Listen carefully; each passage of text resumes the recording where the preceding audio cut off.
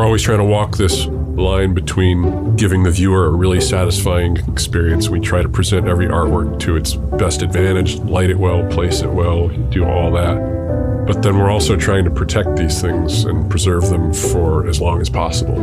For me, it definitely has a drastic change in how I view the object, especially with someone like Rodin that I've learned about in art history, and I've seen some of these images in books. And then to pick up the object and actually hold it, and you realize that it's just an object. It can be damaged. So a lot of it has to do with the fact that your hands naturally have oils and acids. You could leave a fingerprint on the actual object with a single touch.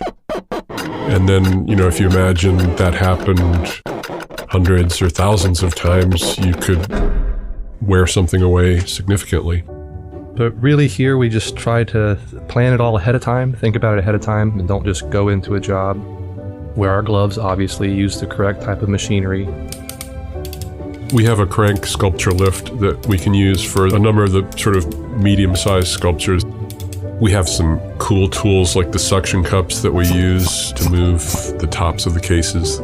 Even just using our A-frames to load the crate parts onto. These crates are so massive that they completely come apart. All the walls break down and you're left with kind of a plinth that the artwork is standing on. So, yeah, we wear gloves, and except for the touch tour that we've got going on, we always, encourage people to just not use their hands.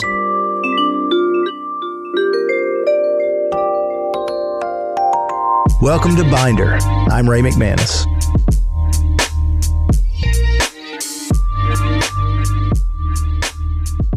Well, we are here again with Glenna Barlow, Curator of Education here at the Columbia Museum of Art, which is always a treat to have you here. Glenna, how you doing? I'm doing pretty good. How are you?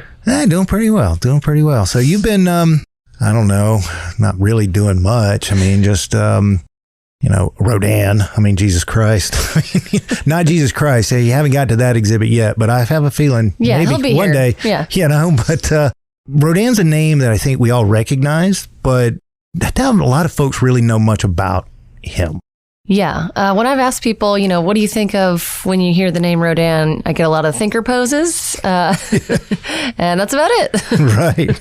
So he's a household name, but I don't know how much people know, but I didn't know a ton about him. I had never really studied him in depth either. So it's been really fun to kind of get to know more about him and why he is so important and has this kind of staying power. Indulge us. What's some interesting things that you've learned about him and why you think he really has had this staying power? Yeah. Well, in some ways, he's very quintessential 19th century French artist. He's got the beard and he would wear a beret and everything. He's the whole thing. And a lot of people have called him, a genius, or they put that kind of label on him. And I don't like to use that word very often. I think it kind of shuts down the conversation, like, oh, he was a genius, period at the end. It takes away from all the work and all the big ideas that kind of went into what he did and the struggle that he went through, because he did struggle. He was not great at school.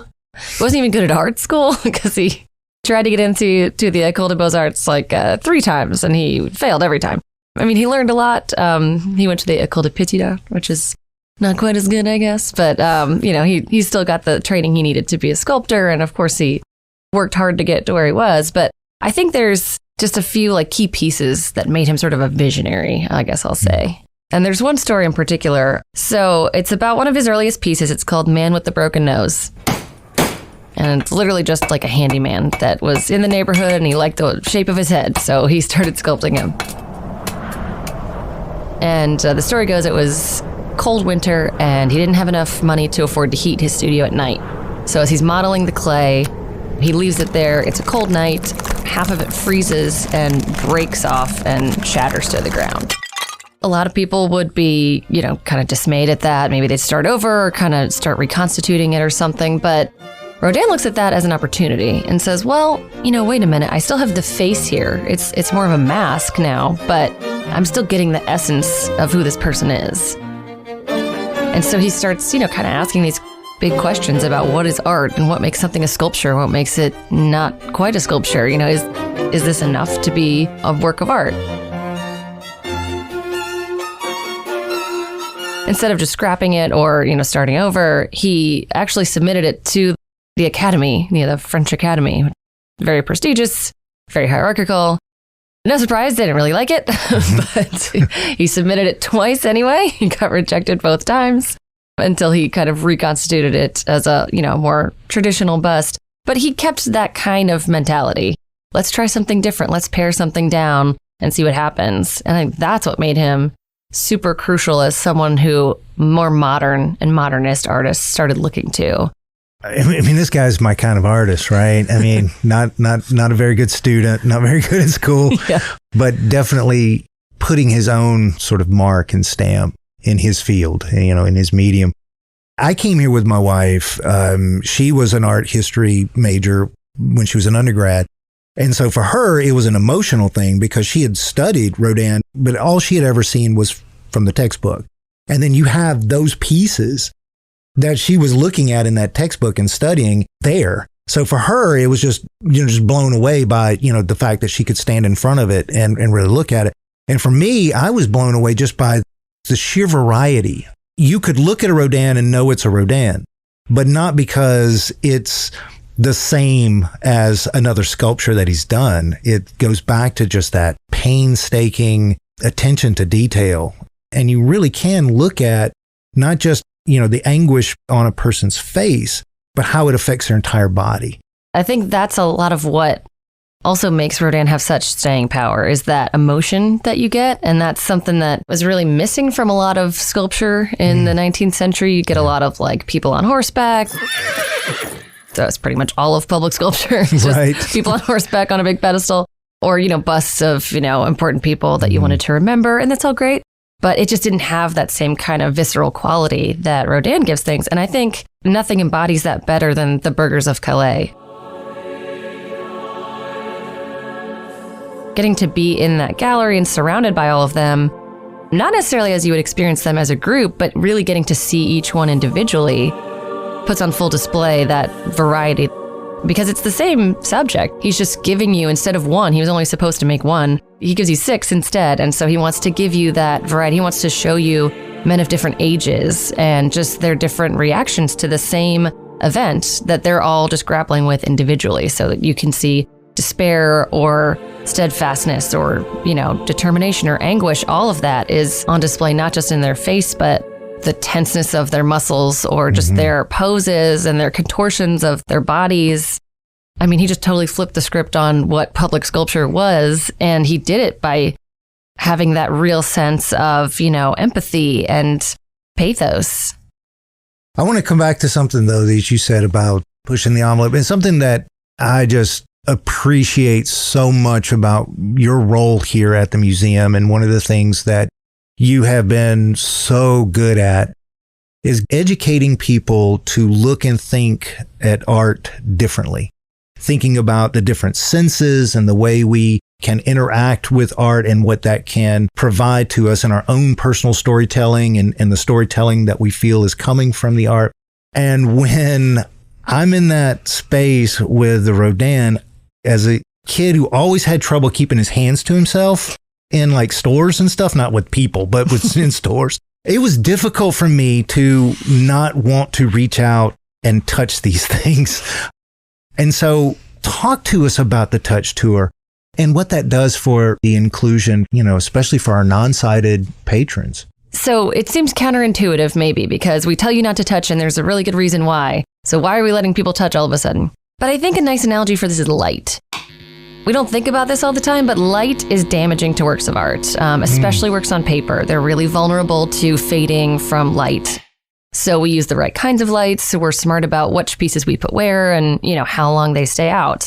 And so for people with visual disabilities, touch is the best way for them to understand an object. So we understand that it's necessary, even though we know there are risks involved, it's necessary to be able to make this accessible. And that's ultimately the goal. We have to protect the art, but we also have to allow people to experience it. Great. Well, we can go ahead and get started if you're all right with that. Sure.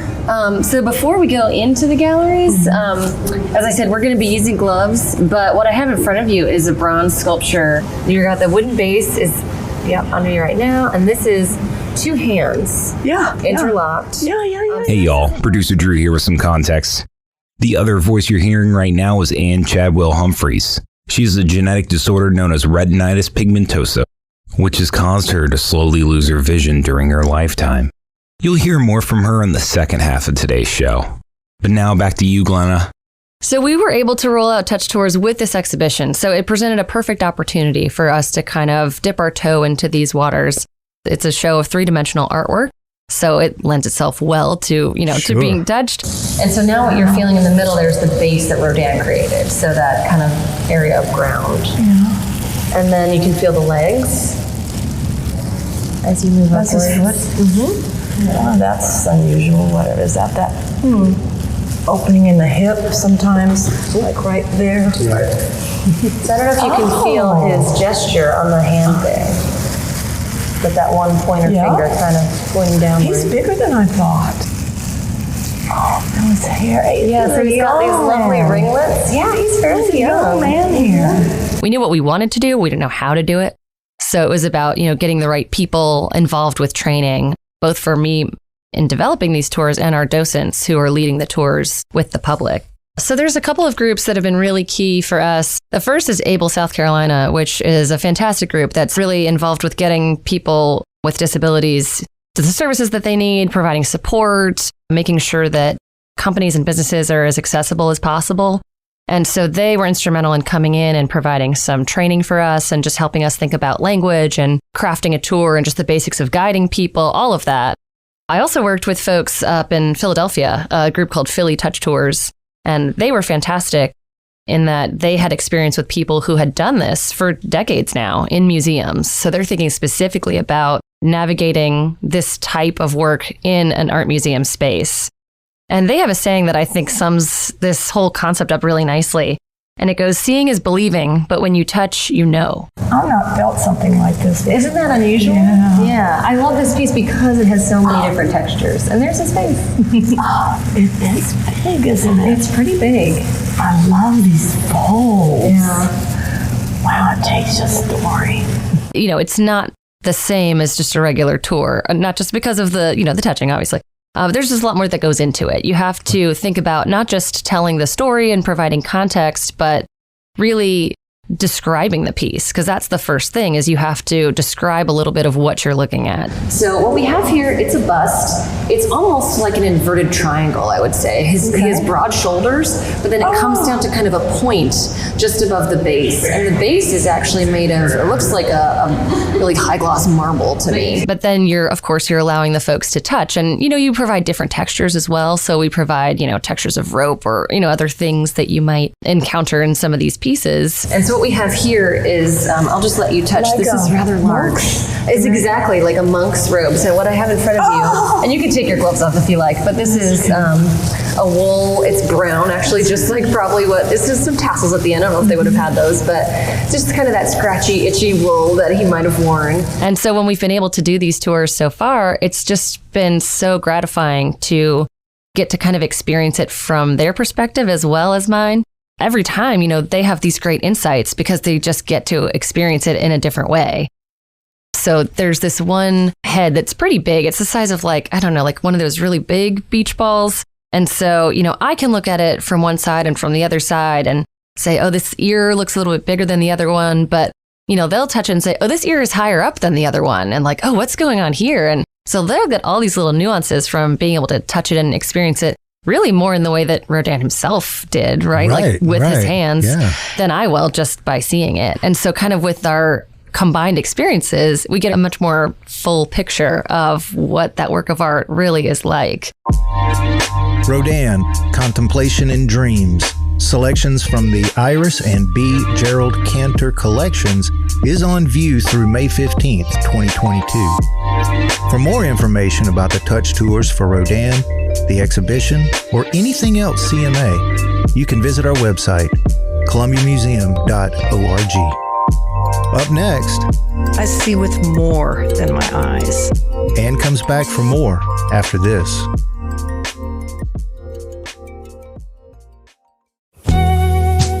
Hey y'all, producer Drew here to fill up your social calendar for September with some exciting CMA programming. On September 8th and the 14th, take a tour and get a new perspective on Amanda McCovver's Bright Little Day Stars with volunteer coordinator and installation assistant Jackie Palmieri.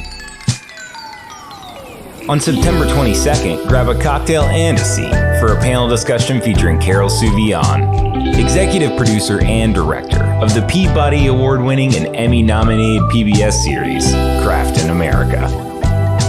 On September 25th, get your dancing shoes ready for Shea Alexander Presents Live on Boyd Plaza with popular Charlotte-based outfit Reggie Graves and Jazz Theory.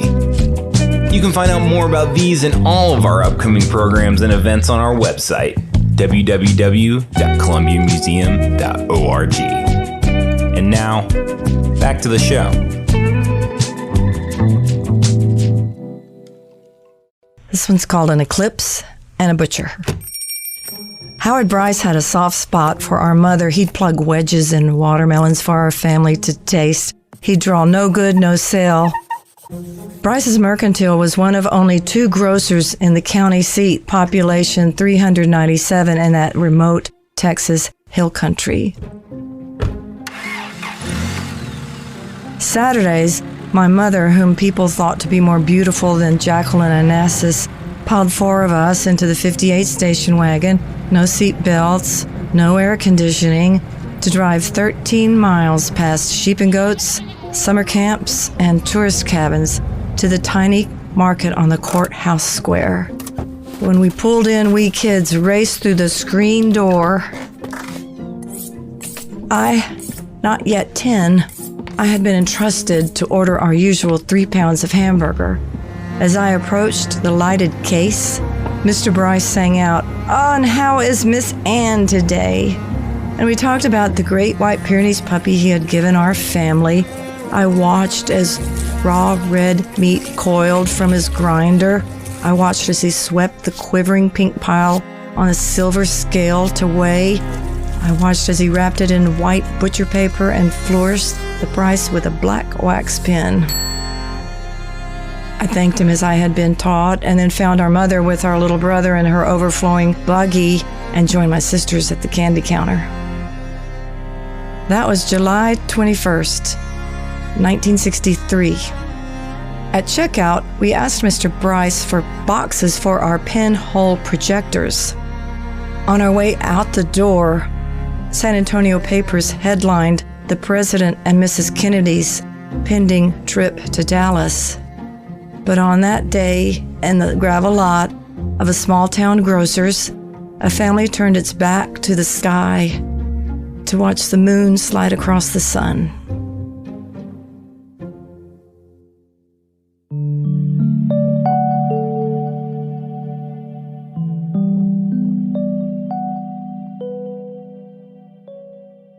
Well, I am here today with my good friend Ann Humphries. Ann, tell us a little bit about who you are and what you do. I am a poet. I can say it, Ray. Like Nikki Finney said, you say it, I claim it. I'm a poet. I am an emerging voice. I'm an underrepresented voice in poetry.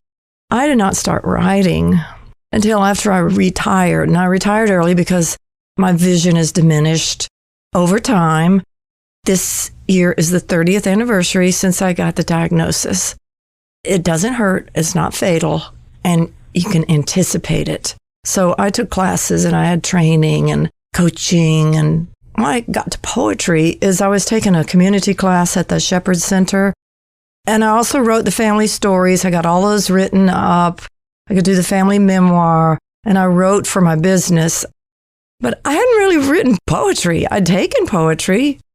Only after my vision started diminishing, I did not feel comfortable writing prose. People were asking me to write a memoir about my guide dog, but I got lost. I got lost in the pages, the words.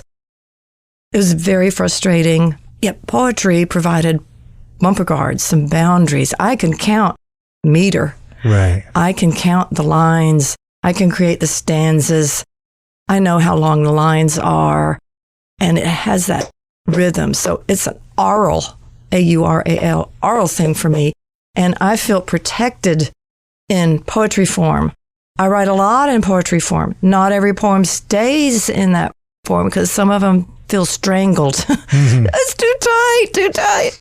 But often some really interesting thoughts come out of working with the form.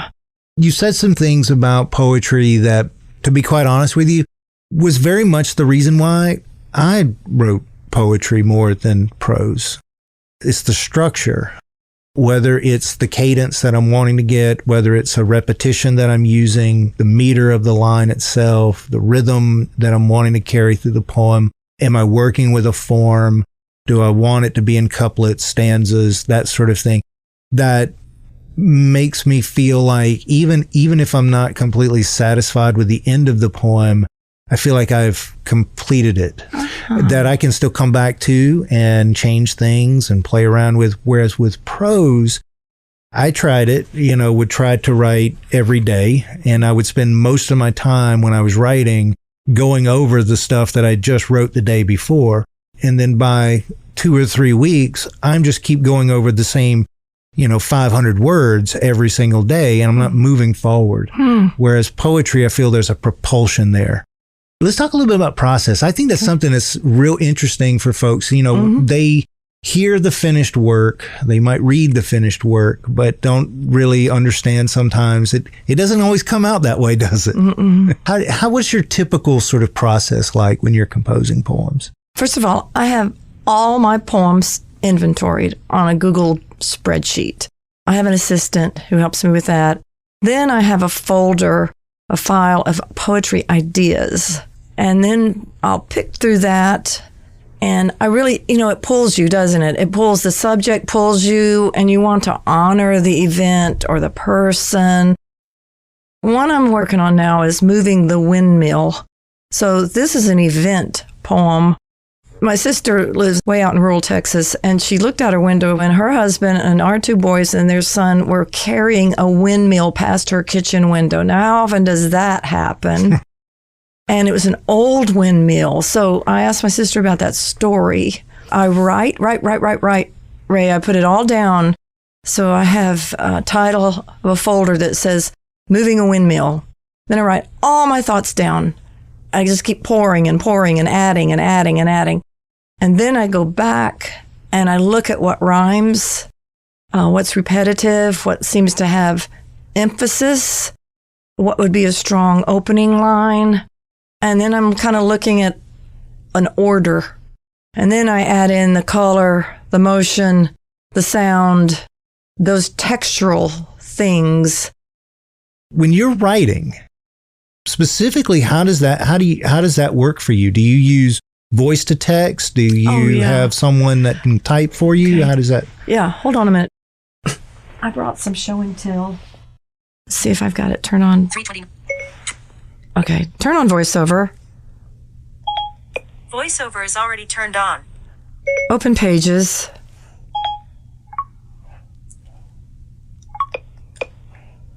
Yakima Public Library /Humanity. My Blind Obsession poem. Pages file. So these are notes from yesterday's program. Characters. Okay, and I'm navigating. Cap M, Y, space, cap L. Words. Blind. Obsession. Poem. Speaking rate. 65%. 70%. 75%. 70. 65%. I goes 60%. 55%. 50%. Sometimes I listen to it at that rate so that I get more of it's not rushed. So this is on voiceover. It's on every single iPhone. And I like the characters because I was writing a poem at the Lady Gamecocks basketball. And I didn't know how they spelled their names. So I looked at the roster and then I went by character. Oh, that's how she spells it. And that was kind of funny. You don't want to mess up people's names. And then I have a Bluetooth keyboard, which I'm going to show you from across the room. You see the bump dots? Yes. I have smooth ones on the odd numbers and fuzzy ones on the even numbers.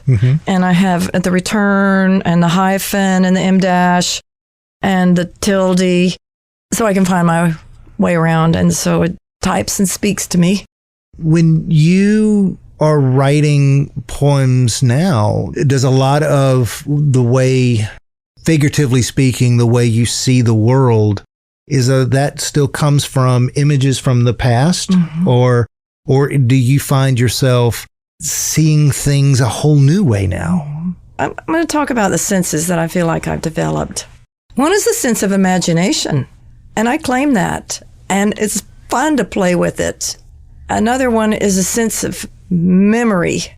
My memory, because it's had to be, has become as finely tuned as an elite senior athlete. Because you have to pay close attention to what people are saying. And that's hearing, but that's also interpreting. It's not just the act of hearing it. It's making judgments, keeping records. There's a sense of organization. I have to know where things are. People move the stapler. I don't know where it is. So I keep things orderly. There's a sense of safety or lack thereof.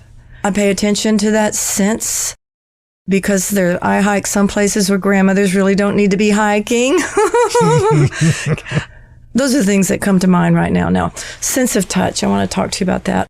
I've taken Braille lessons from a retired Braille teacher, and we FaceTime because it was pandemic.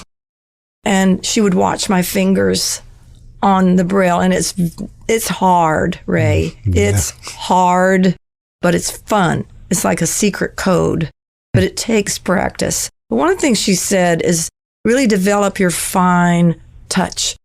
So she had me feeling labels on spices, really paying attention to the distinctions. And that has helped me a lot. I feel with my feet. I experience with my feet. I can tell where I am, a camber of a road. Where you are on the road and the pavement in the neighborhood on the hill by this route. I get a lot of texture from my shoes and walking.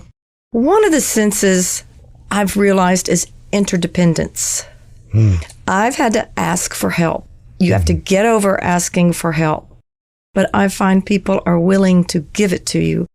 And when I walk with people, I've had this comment several times. We like walking with you, Ann, because you ask us questions about something we don't normally see. Yeah. And they feel needed. And they should feel appreciated because I really appreciate that. Also, my friends who are experienced with me have developed a vocabulary that they can use more quickly to describe things visually. That is a skill. It's like describing things over a telephone. This color is moving that way, the water has foam on it. And it doesn't have to be a lot to make it accessible. There are films now on Netflix where they have this real subtle, it's a craft, subtle, audible. As a matter of fact, Richmond Library featured the Black Panther in their big auditorium with the audible description. So it was like everybody heard it, not just us. Right. And that's the thing I liked hearing about accessibility, the commitment to accessibility here at the museum, the variety of people, the willingness to learn together, really helpful to me. So yay for interdependence. Amen. I mean, I kind of shudder to think where we would be without it, honestly.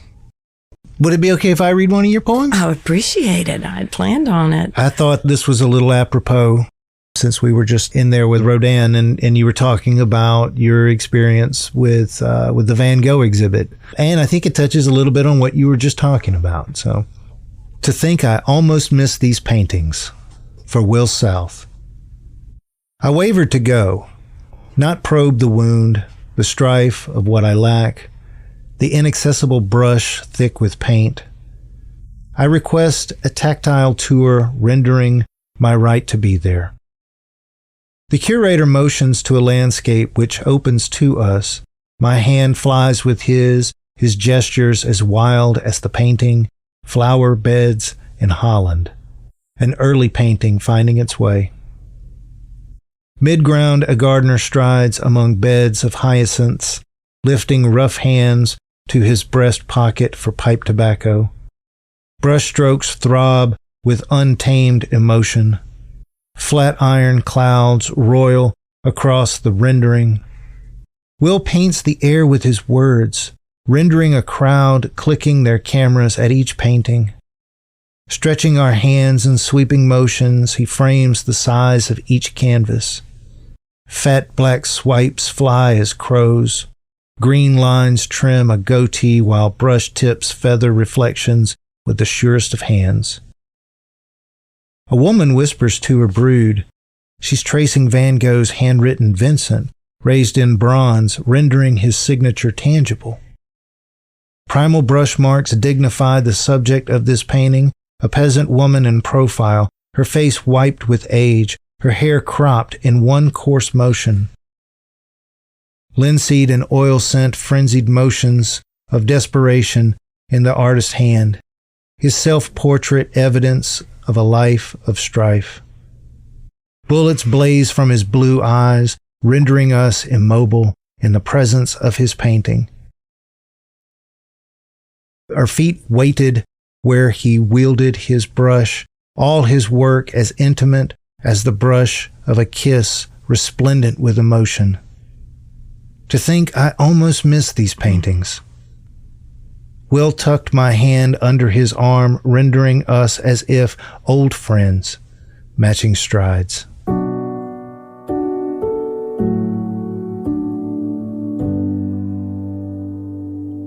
Ann Chadwell-Humphries is the author of An Eclipse and a Butcher, which was selected by Muddy Ford Press for their 2020 Laureate Series. Due to adult onset blindness, Humphries reads and writes using assistive technology, but according to Ann, she still has at least 16 senses, including the sense of memory, sense of organization, sense of movement, and sense of humor. I often talk a lot about poets being the observers of the world. Unfortunately, I think when most people hear that, they simply think that I mean poets see the world and they write the world. But observation doesn't just rely on the sense of sight. It's how we feel and what we smell and what we hear. All of these things are part of our senses, are needed really to create powerful poetry that when others read it or hear it, they too can feel and smell and taste the things that we are describing and the things that we're writing about. So when I work with students, one of the very first exercises I get them to do is to write about color without using their sense of sight. What does the color red taste like? What does the color yellow feel like? What does black sound like? Partly because I want them to write better poetry. But the other part to it is that when poets and artists are using more inclusive ways to create their work, it brings more people to their work. We talk a lot about inclusion and equity, and rightly so. It does revolve a good bit around race and gender and sexuality. But one thing we have to be very careful about is adopting ableist language that really only allows for our art to revolve around the sighted world. Others need to hear and feel and taste, if possible, our art so that they too can be touched by it. You've been listening to Binder, a production of the Columbia Museum of Art. Today's episode was hosted by me, Ray McManus, produced and edited by Drew Barron, with special assistance from Joel Ryan Cook. For more information about Binder, CMA exhibitions, and programs, please visit our website at www.columbiamuseum.org.